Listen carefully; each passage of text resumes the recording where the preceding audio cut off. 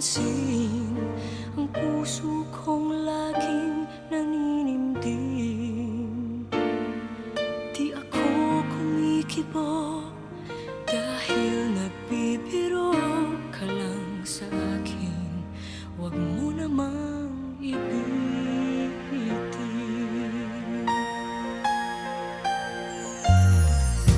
Kailan ba kaya maririnig na sasabihin mo sa akin na ako'y mahal mo o ako'y kinikilig? Di pa man tayo nagkakalapit. Kailan pa kaya liligaya ang puso kong matagal na